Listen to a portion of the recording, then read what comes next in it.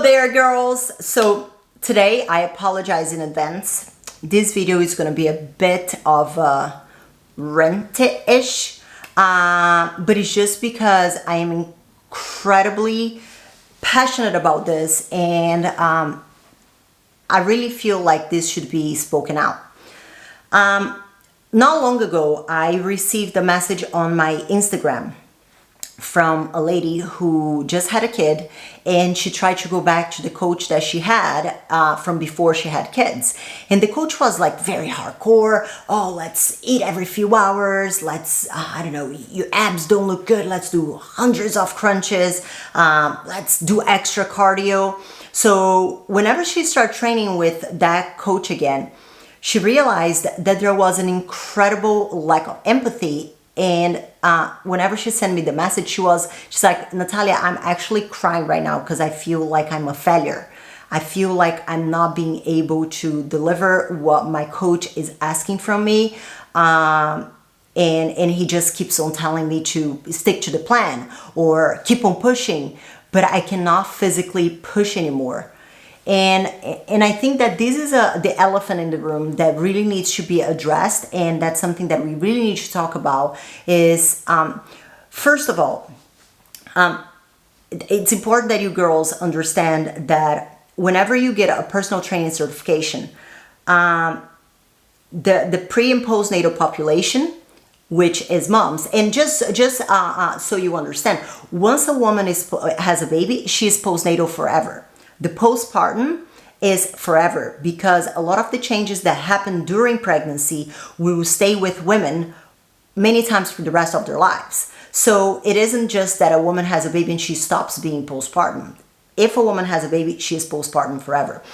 And 85% of women in the United States will have a child at some point in their lives.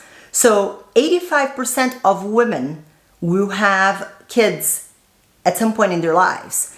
Yet, the pre and postnatal population in a personal training course is considered a special population.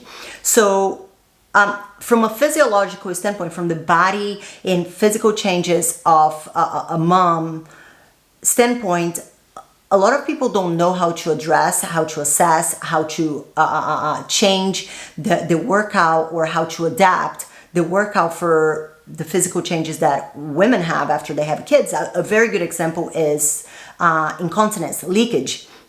A lot of women experience leakage. They pee themselves whenever they are exercising.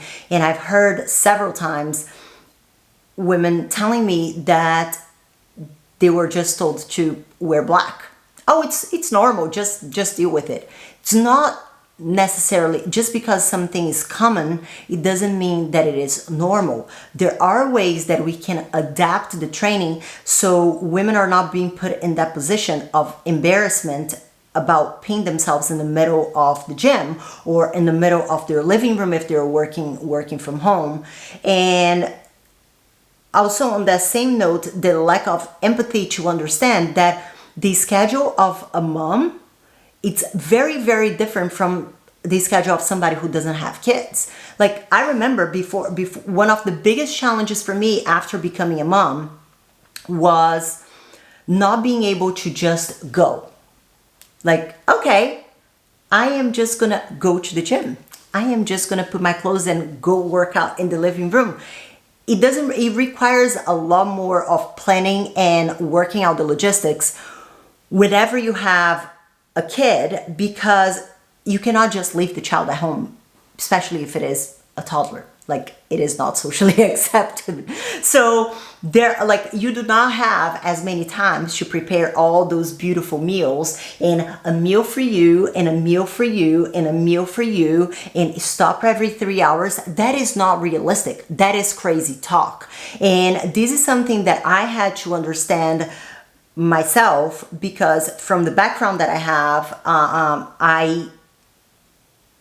the only way I knew how to get in shape was with extremes, hours in the gym and eating every few hours, hardcore. And then after I had kids, I'm like, I honestly would drive myself to insanity if I try to do things like I used to. So that's why this is really a topic that I I want to talk about because it really required a little bit of a mindset shift for me to understand that I needed to change things. The way that I knew how to do things wasn't necessarily the right way for that stage of life that I was in. So that's a little bit of my story, and I'll talk to you a little bit how things changed and what I did differently whenever that mindset shift took over me.